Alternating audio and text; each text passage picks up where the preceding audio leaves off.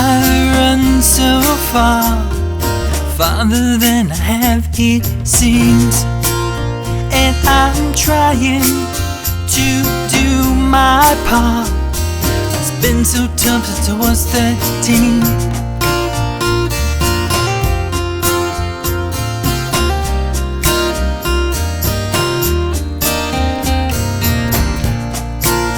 Our life matters. Can it be this hard to really see what all of this means?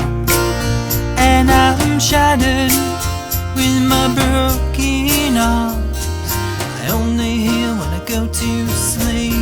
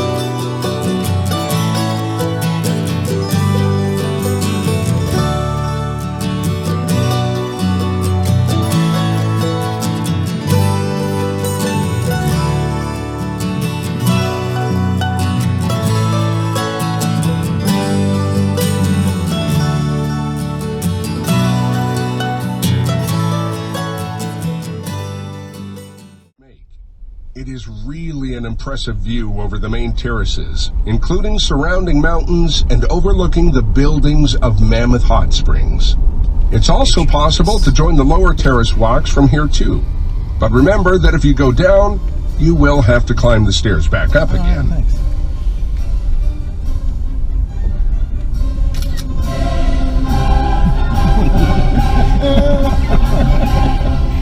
I think we're really into it.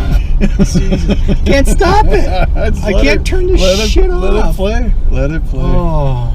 People think we're really into it. These guys. Oh man, we should have came up here to begin with. There's no need to walk. This is totally not what I in a million years had in my mind what this looked like. Yeah. After the hard bend to the left ahead is a small parking area for Orange Mound. It has grown into a pleasing, large, smooth mound and is decorated with a nice palette of colors.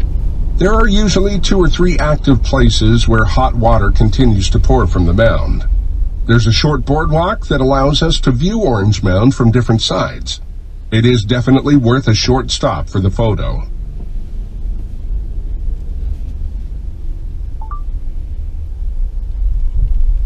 Whoops.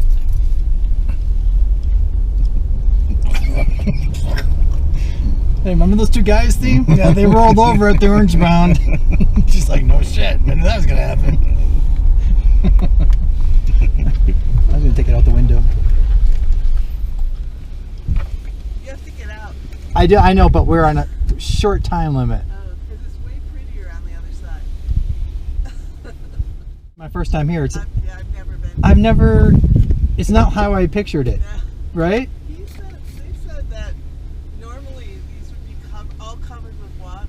Really? Yeah, it's just so dry. So dry. Well, you have a nice trip. Thanks. All right.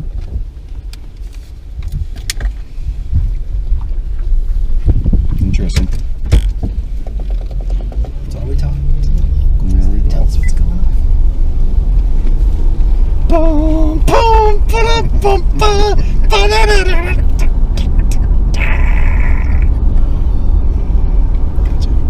As we continue, we drive by Bath Lake and White Elephant Back Terrace. Unfortunately, we're not allowed to take a bath in Bath Lake, and nowadays it's just more of a muddy hole.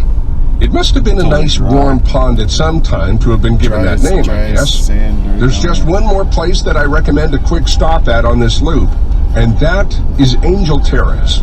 I'll point it out as we come along.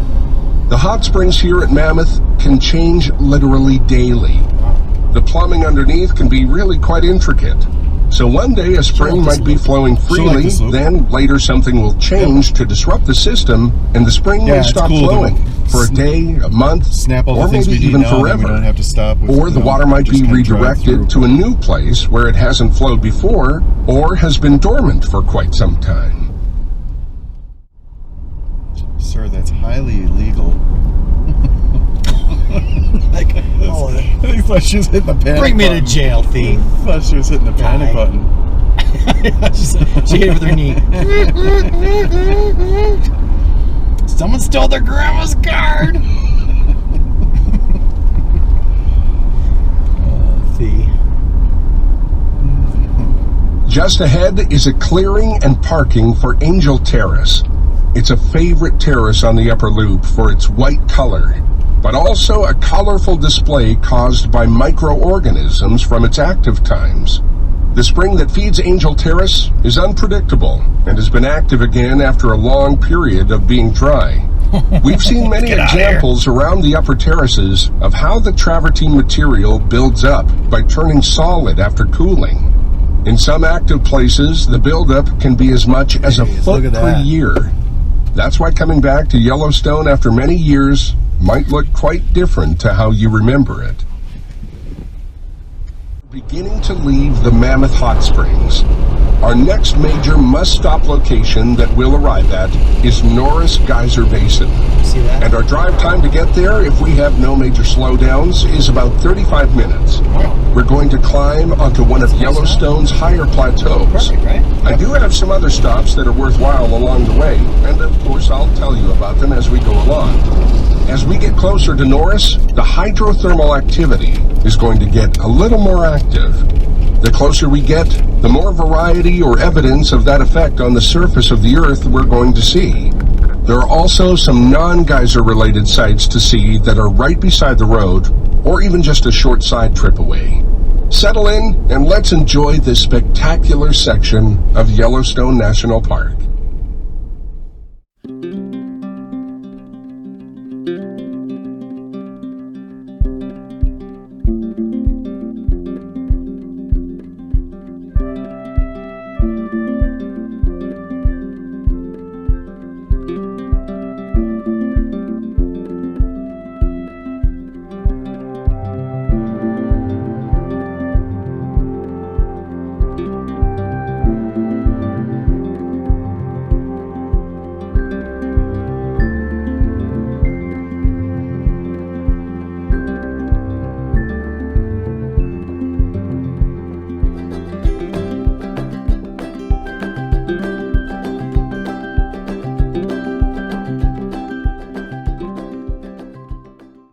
We're about to enter an area that looks like there's been a rock slide.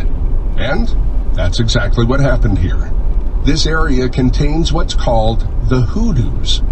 We can turn into the hoodoos on the west side of the road after the bends. It's an unsigned small entrance right after a bend, so slow down and be ready for a quick turn. It's the gas. The loop is only about 150 yards long, but it takes us right through the boulder Tell me what fields. to do. A long time ago, these rocks tumbled down from an ancient hot spring formation that's now called Terrace Mountain. Now you might already know that the geological term for hoodoos means pillars or towers that have been left behind by erosion. So to a geologist, these are actually not true hoodoos, but it's believed these oddly arranged boulders were called hoodoos, mainly for their impressive appearance and not their true geological definition. Tell me where. It really does give you the feeling of being in a land of giants. That was it, right? I guess, yeah.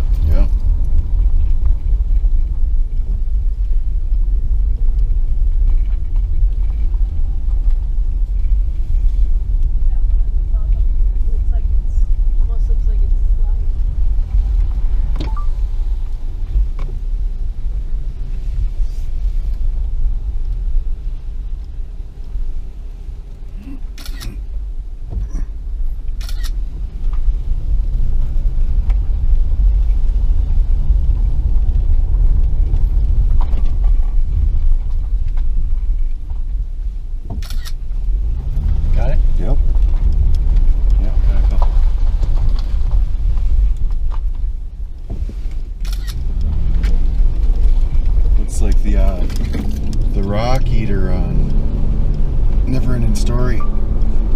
Yeah.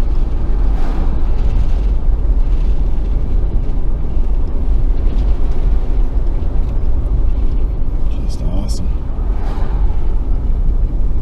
Just not drop my phone here.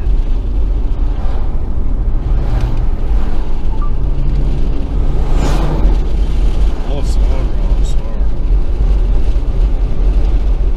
This is just hard. Oh, Thelma and Louise shit. See a large 23-ton boulder on the side of the road coming up. The road through the canyon section has been widened several times, and each time the road is repositioned, this 23-ton lump of rock is picked up and moved to where the new edge of the road is located. The first term for us to understand is hydrothermal activity. The word hydrothermal tells us exactly what that is. Hydro means water, and thermal means heat. So we're talking about hot water. Since Yellowstone sits on top of a supervolcano, below the surface we have extremely hot magma or molten rock. Thing's gonna blow. Water doesn't have to touch the magma directly to get hot. It just has to get close enough to the heat source to become superheated. Where does the water come from? Well, much of the water feeding geysers is groundwater that trickles, seeps, and flows through cracks in the surface and cracks.